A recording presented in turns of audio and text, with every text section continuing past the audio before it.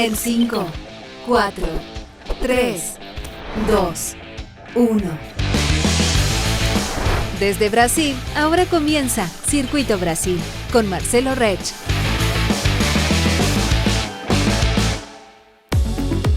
Olá, bem-vindos a mais uma edição do Circuito Brasil, essa parceria da TX Plus com o Win4Health, onde toda sexta-feira nós conversamos sobre ciência, tecnologia e inovação.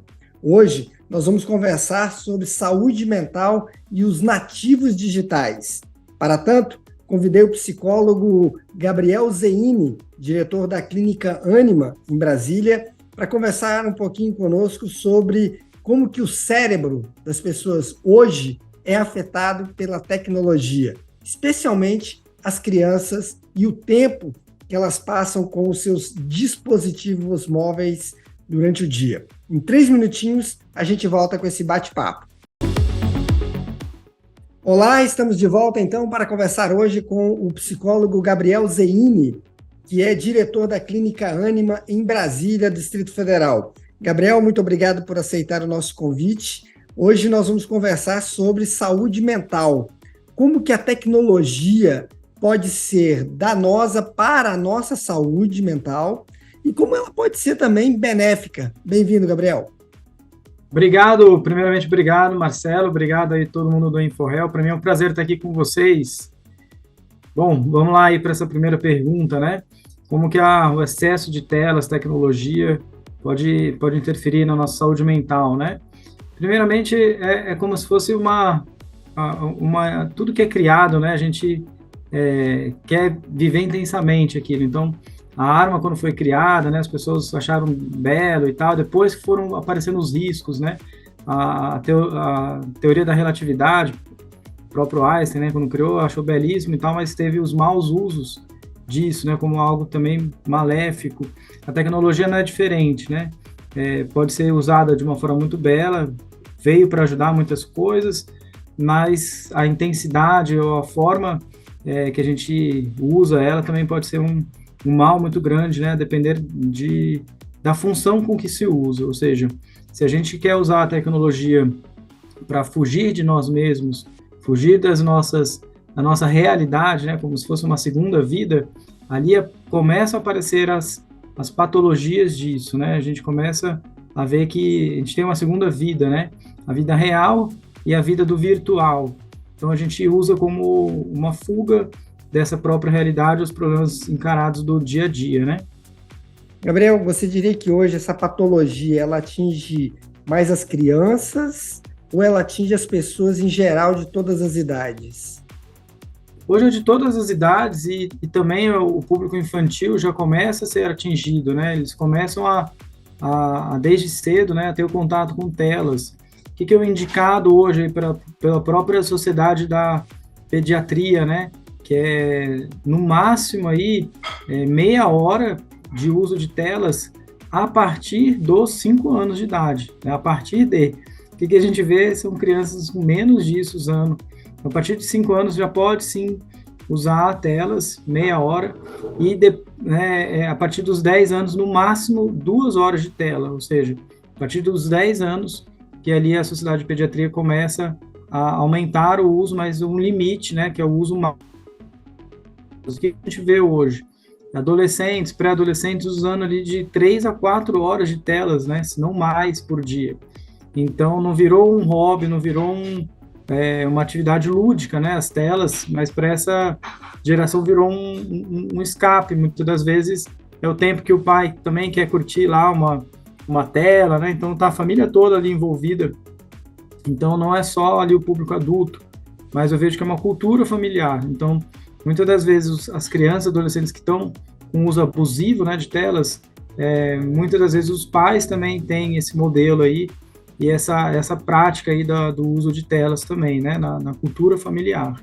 Então, é uma patologia que atinge a todos, né? E como é que você classificaria, assim, o tamanho do dano, digamos, né, não só para as crianças, não só para os adultos, vamos pegar, assim, de maneira geral, para a família, né, essa coisa das telas, né? Tem sido muito comum a gente ver caricaturas, né, em que todo mundo sentado em torno de uma mesa conversando via celular, ou seja, as pessoas não conversam mais olhando umas para as outras, né? E a gente percebe isso muito dentro das famílias. Qual é o dano principal, Gabriel, disso? É justamente romper com essa intimidade, né, familiar, ter outras atividades que não sejam só essa, né? O olho no olho, a parte da humanização. Então, se a gente pede para essas famílias fazerem o contrário, né, que é ter um momento de olho no olho, parece que é uma eternidade, né? Parece que não tem mais aquela intimidade. Então, a intimidade com as telas roubou a cultura dos rostos, né, que a gente chama, de olhar o olho no olho, de ter esse olhar, né, de reconhecer como é que é o teu filho, né? Aí alguns falam assim, nossa, como cresceu esse menino, agora vai ser cada vez mais habitual, né, falar isso, porque perdeu os detalhes, né? A gente perdeu aquele olhar humanizado de ver como que desenvolveu uma coisa, né? O tamanho, os olhos. Então perde essa intimidade, perde esse tempo, né? De prazer, de aproveitamento, né? E o mais importante é assim, não é só não ter o tempo das telas, mas é o que você vai fazer também em família, né? Não adianta só falar para as famílias que estão nos escutando, diminui o tempo de tela, mas tá, e aí, o que a gente vai fazer então, né? Que esse é um dos principais sintomas aí, né, Marcelo, do vício, né, da tela, é quando é o caminho mais rápido, né? Então, por que se tornou um vício, né, as telas? Por dois motivos. Uma, por baixo custo de resposta, né? Essa baixo custo de resposta na psicologia é de fácil acesso, ou seja, não tem grandes sacrifícios, né? Está muito acessível às telas. Esse é o primeiro efeito aí que torna ser algo tão viciante. E o segundo motivo é o valor reforçador, que a gente chama. Tipo, você abre ali e tem acesso a várias coisas, vários prazeres, desde coisas lúdicas, jogos, até outras facilidades de aplicativos, né, que facilitam muito a nossa vida. Então, o modus operandi das pessoas ali na família é ligar o celular e às vezes você não sabe nem o que vai fazer, né? Então, o que eu vejo aí? Falta de outras rotinas familiares, falta de alternativas familiares. Então, o primeiro passo aí de ter hábitos familiares, eu vejo que é preciso ter aquilo que caracteriza a família. Então, é uma família que curte, sei lá, dar uma pedalada ao ar livre, sair para caminhar, ou então o que está muito na moda agora, que eu acho que é talvez um grande remédio aí de curar o excesso de telas, que são os board games, né, os jogos de tabuleiro, que é um mercado que tem crescido muito, e tem interação social, tem troca, tem o olho no olho, então também já fica essa dica aí para você ter mais essas oportunidades em família, aí, que são os board games também, né? Gabriel, você costuma dizer que a internet surgiu para resolver problemas que não existiam antes de ela existir, né? E hoje é muito comum a gente ver, assim, os próprios pais, né, estão sempre resolvendo alguma coisa, tem sempre alguma coisa para resolver. E aí os filhos estão vendo isso, ou seja, estão se espelhando nesse modelo, né? Então aí como é que fica essa fratura, né? Esse distanciamento aí? Ou seja, a tecnologia nesse caso ela está sendo absolutamente danosa para a própria unidade familiar, na verdade, não? Sim, com certeza. Hoje é um dado curioso aí, né, Marcelo, que existe mais smartphones, né, celulares, do que escova de dentes em uso, né? Então as pessoas tem pessoas que chegam a ter 2, 3 celulares por motivo de trabalho, sei lá, por outros motivos, né? Mas hoje em dia o brasileiro tem mais celular em casa do que escova de dente. Então é uma coisa que está entrando dentro das nossas casas, estão entrando, né, na nossa família. A gente tem que ter um olhar atento para isso, né? Preciso botar um freio realmente. Então, muitos problemas, né, Marcelo, começam a crescer de uma forma muito ali desacelerada, né? A gente não vê talvez os danos disso. Como a gente teve uma pandemia em 2020, a gente não sabe ainda os danos disso ainda na nossa sociedade, ainda estamos colhendo esses danos que essa pandemia em 2020 gerou, né? Um deles pode ser até esse, né? O hábito e o excesso de telas que isso gerou, e tem pessoas desmamando disso ainda, né? Que estão em casa, estão ainda refém de aplicativos que só entregam em casa, ou seja, você vai ficar cada vez mais em casa refém desses aplicativos, né? Então, a dica é justamente essa, né? A gente vê, poxa, a gente já conseguiu viver sem isso, né? Nós somos uma sociedade que é possível a gente criar outros hábitos, criar outras alternativas para que essa não seja a única alternativa de saber viver e viver bem, né? Eu vejo que é mais por aí. Uma das coisas que sempre se destaca, né, do ser humano é o livre-arbítrio, né, a capacidade, né, que nós temos, né, de eleger aquilo que a gente vai fazer. Inclusive, para muita gente, é o que nos difere, basicamente, dos animais, né, racionais e irracionais, enfim. Hoje, quem é que está mandando mais? É a tecnologia e que nós somos incapazes de dizer não, incapazes, por exemplo, de desligar um celular no final de semana e fazer outras coisas, ou nós ainda temos a capacidade de mostrar que quem manda somos nós, nosso livre-arbítrio, eu uso a tecnologia para o meu bem, eu tiro dela aquilo que eu necessito, mas eu sei separar as coisas. Como é que você vê esse cenário? Olha, é uma ótima pergunta, viu? Se eu tivesse uma resposta exata, assim, a gente poderia descobrir a cura do câncer, praticamente, aí, porque essa é uma incógnita que a gente questiona muito na própria psicologia, né? A gente pergunta, assim, hoje, em que era que nós estamos vivendo, né? Aí muitos falam a era digital, a era tecnológica, a era da inteligência artificial, e eu digo que é a era da atenção, né? O que a tecnologia quer? A sua atenção. O grupo lá, né, o grupo Meta, né, do Instagram, Facebook, WhatsApp, para reter os dados, né, que é um grande tesouro que eles têm, são os nossos dados, eles precisam que a gente consuma mais tempo de telas. Então, o que você gosta, quem você é, para eles terem esses nossos dados, eles precisam que nós consumimos mais. Então, o usuário de telas, e é um termo interessante, né, Marcelo, que o usuário a gente só usa para drogas, né, dependentes de drogas, ou usuário de internet, né, eu sou um usuário de internet, usuário, até o seu link, né, lá, usuário, coloque seu nome de usuário, então é de dependentes, né, então isso limita muito o nosso livre-arbítrio. Claro que sempre vamos ter essa escolha, esse poder de escolha, mas a nossa razão está sendo roubada cada vez mais por essas artimanhas criadas aí pelo universo tecnológico. Então, enquanto tem pessoas ali, né, querendo desenvolver sua reta razão, né, poder fazer escolhas a seu favor, existe uma massa enorme, né, querendo te prender lá. Então, é remar contra a maré mesmo. Então, sempre vai existir um coeficiente ali de liberdade, de livre-arbítrio, mas existe também uma grande massa por trás das redes sociais querendo chamar mais a sua atenção, tipo, oi, estou aqui, né? Não esqueça de entrar no seu Instagram e atualizar, não esqueça de ligar o seu Facebook e mandar mensagem nos grupos. Então, existe um documentário bem interessante aí da Netflix, que é o Dilema das Redes. Fica aí a indicação também para a gente ver o universo que existe por trás aí das pessoas que querem roubar aí a nossa liberdade. Mas claro que o senso de livre-arbítrio, o ser humano, isso aí ninguém tira de nós, né? Apesar que está cada vez mais limitado, mas sempre teremos, né, a capacidade de escolher um bem maior, né, para nós mesmos. Gabriel, a gente vive uma época assim de que a gente está muito nos extremos, né? Ou é muito bom ou é muito ruim.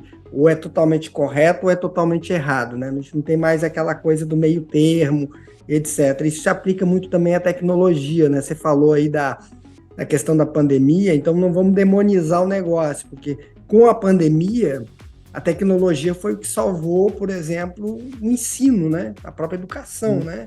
As escolas tiveram que se adaptar, as aulas passaram a ser dadas online, as crianças muito cedo, elas não foram preparadas para isso, né? Não houve nenhum tipo de transição, como você lembrou, a gente ainda tá para ver, né, o impacto realmente disso, né, desse momento da pandemia nas nossas famílias, nas nossas crianças e tal, mas teve esse lado positivo, né, Gabriel? Então, assim, falando, não vamos demonizar, vamos falar um pouco da questão positiva. Você que é psicólogo, né, que conhece as diversas realidades de diversas faixas etárias, como que a tecnologia, a inovação, ela também te ajuda no teu trabalho? Como que ela também ajuda no trabalho da psicologia? Olha, eu vejo que a tecnologia, assim, justamente por facilitar muitas proximidades e, assim, pessoas que, por exemplo, têm uma dificuldade de habilidade social, né? Hoje a gente sabe que os aplicativos também de relacionamento são, né, um solo muito fértil, né, para estimular isso. Então, praticamente tem um menu lá de como se relacionar, né, e opções de relacionamento. Então, tem pessoas que são muito travadas, que não conseguem sair de casa e muito menos se relacionar com alguém. Então, hoje a gente tem esses aplicativos que podem ajudar também. Tem no campo da tecnologia aí a inteligência artificial também, né? Ajuda em muitas tomadas de decisões, apesar que ela não cria nada, né? Ela recria, né? Baseado num banco de dados que ela tem, mas ela pode ser uma grande inteligência aí na tomada de decisão, das coisas. Você vai tomar uma decisão junto ao paciente. A gente tem psicólogos já fazendo com que algumas análises de diagnóstico possam ser levantadas pela própria inteligência artificial. Então, a tecnologia da inteligência artificial consegue identificar miomas de câncer que a olho nu, a olho de um grande oncologista não vai conseguir também. Então, a tecnologia vem na área da saúde para fazer um bom uso dela, mas é nós usarmos dela e não ela nos usar, né? Ou seja, não é para fechar diagnóstico, não é só para simplesmente definir algumas estratégias, mas de nada vale isso, né, Marcelo? Se não tiver o acolhimento, se não tiver um olho no olho, uma empatia, a segurança também, né? Não adianta a gente dar uma psicoeducação para os nossos clientes, pacientes, e eles não sentirem uma autoridade, uma figura de autoridade. E é importante a gente não esquecer disso, né, do olho no olho. Às vezes os profissionais de saúde vão ficar quase como uma inteligência artificial. E aí, no caso, a inteligência artificial vai roubar essas consultas que a gente vê de profissionais que atendem 15 minutos, 20 minutos, e dão ali um diagnóstico. É claro que uma inteligência artificial vai dar um diagnóstico, às vezes, mais preciso, né, mais fidedignidade.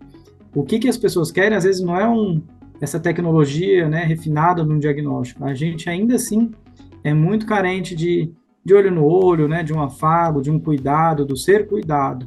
Então, eu vejo que esse casamento aí, né, se a gente souber fazer um bom uso, não esquecendo o nosso lado humanizado, a gente pode sim usar a inteligência artificial, a tecnologia a nosso favor, para compilar aí esses dados e a gente conseguir ter uma visão mais completa de diagnósticos e poder ali dar um veredito mais cirúrgico, né, para os nossos pacientes. Você diria, Gabriel, vou pegar assim um chavão das antigas. Acho que eu soube disso dos meus avós, né? A diferença entre o remédio e o veneno é a dose. É verdade. Eu via meu avô falando isso, né? Então, hoje, a tecnologia, ela estaria hoje, para todos nós, mais ou menos dentro desse parâmetro, ou seja, bem usada, ela nos beneficia. Quando ela nos domina, aí é que está o problema. Exatamente. Eu vejo que, às vezes, quando a gente quer ali realmente fazer um mau uso, né? Então, assim, não sabe quais são os benefícios, né? Que pode ser feito como um remédio ali, a tecnologia, a gente se deixa, né, levar por ela e ali pode ser um veneno, né? Um tiro no pé, né? Como se fala. Então, o melhor remédio sempre foi o bom casamento, né? Da tecnologia com o olhar humano. A gente saber fazer essa troca, né? De colocar a tecnologia no devido lugar, sem esquecer da nossa humanidade, né? Então, assim, o ser humano, para chegar onde chegou, tem o seu respeito, né? A gente precisa olhar para a nossa história de evolução, e ver que o maior poder de inteligência que a gente tem hoje, né, nem inteligência artificial, é a inteligência colaborativa, né? Essa quem defende essa tese até é o Harari, né? Aquele indiano que escreveu o Sapiens, o Homo Deus, né? Então, ele fala que acima da inteligência artificial, hoje, é um dos caras, talvez o maior QI, né, da humanidade, é esse cara hoje, na atualidade, né? Esse indiano, me fugiu o primeiro nome dele, não sei que o sobrenome é o Harari. E aí ele fala que mais acima da inteligência artificial é a inteligência colaborativa. O que é a inteligência colaborativa? É a troca, né, Marcelo? É isso que a gente está fazendo aqui, gerando conteúdo, e outras pessoas, né, pegam esse conteúdo e refinam, e aí tem essa troca, vai para o laboratório, testa, retesta. É essa inteligência colaborativa que fez o homem chegar onde chegou. O individualismo, querer levantar bandeiras, passar por cima de outras nações, isso só gera, né, um próprio egoísmo, um próprio individualismo, e a gente já viu que isso não dá certo, né? São as trocas humanas, a inteligência colaborativa, é a gente saber viver em sociedade, que isso faz chegar onde que a sociedade chegou. Ou seja, a gente vê isso lá as ossadas mais jovens, que morriam mais cedo, estavam isoladas, né, de um coletivo. E aquelas ossadas que tinham mais tempo, né, os paleontólogos, né, levantam isso, né, aqueles que viviam mais tempo, ossadas mais antigas, mais desenvolvidas, morriam ali próximas, né, umas dos outros, por estarem em coletivo. Então a gente não pode deixar de ter essa visão também do coletivo, né, da inteligência colaborativa. Gabriel, para a gente encerrar, qual seria a dica que você daria hoje para as pessoas, né, com relação à tecnologia? Porque uma das coisas que eu vejo é a resistência que ainda existe quando você fala com alguém que você percebe que está sendo dominado pela tecnologia, não larga o celular, nenhuma hipótese. E aí, quando eu falo nenhuma, é nenhuma. Como fazer essa pessoa perceber que aquele comportamento não é um comportamento positivo, que aquilo é ruim para ela e para todos aqueles que estão ali, fazem parte do seu convívio? Eu diria para essa pessoa assim, começar a perceber mensurar o tempo que ela tem, né? Se a pessoa já está em nível de vício, o primeiro sintoma do vício é falar que não é, né? Então, uma pessoa que usa cigarro, né, um fumante, não, eu só fumo de vez em quando, né? Quando eu quiser parar de fumar, eu consigo. Esse é o primeiro indício, né, assim, que a pessoa está viciada já. Muitas das vezes ela não consegue mais.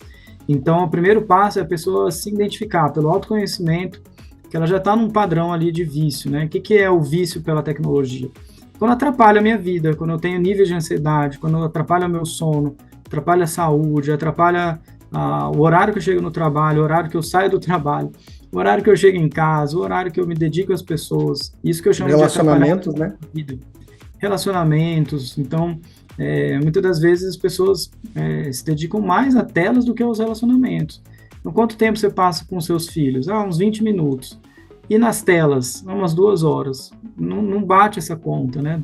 Então, a pessoa identificar e mensurar mesmo. É uma métrica numérica, né? Quanto tempo que você gasta nas telas e quanto tempo que você gasta em pessoas, ou numa leitura, né? Que é um hábito que está se perdendo também por causa das telas. Então, ler, né? Folhear, sentir o cheiro dos livros. Isso é uma coisa que pode aí, também concorrer com o uso de telas, né? E a segunda dica é abrir o seu celular e ver ali, sua vida está toda ali, né? Então, é como se fossem as praças de antigamente, né, Marcelo? As praças juntavam ali os bancos, era o coreto, né, que era a vida social. Então, o celular às vezes virou uma grande praça, né, que é o seu banco, é a sua rede social, é a sua agenda, e as pessoas cada vez mais vão compilando tudo nas telas. Então, é difícil a pessoa se desamarrar disso. Então, cara, vai ler, busca talvez, né, sair um pouco ali das telas. Eu preciso de uma agenda, vou voltar à agenda do papel. Eu acredito que daqui a pouco a gente vai fazer um movimento reverso, né? A gente ficou muito dependente, ficou numa zona de conforto em relação à tecnologia, mas a gente já vê algumas pessoas, deixa eu comprar um planner de papel, né? E fazer meu planejamento da semana ali. Então a gente, né, muito provavelmente vai ver um movimento aí talvez contrário. Então cuidado com o nível de dependência ali, né? Então o contexto também gera esse vício. Quanto mais a gente for desapegando ali das facilidades que esse ambiente virtual nos favorece, maior a chance da gente também de desapegar dessas telas, né? Perfeito. Pessoal, esse foi o Gabriel Zeini, esteve conosco hoje falando um pouquinho sobre saúde mental, sobre os nativos digitais, sobre a patologia que já é o uso excessivo das tecnologias. Gabriel, muito obrigado por ter aceito o convite. E nós voltamos na próxima sexta-feira com mais um Circuito Brasil, nessa parceria do InfoHealth com a TX Plus. Um abraço e até lá. Obrigado. Tchau, tchau.